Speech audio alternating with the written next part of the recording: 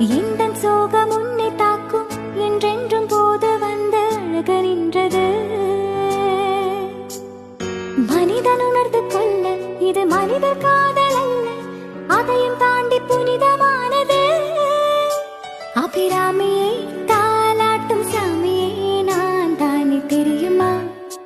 சிவகாமியே சிவனில் நீயும் பாதியே உனக்கு புரியுமா? அபிராமி லாலியே லாலி லாலியே சிவகாமி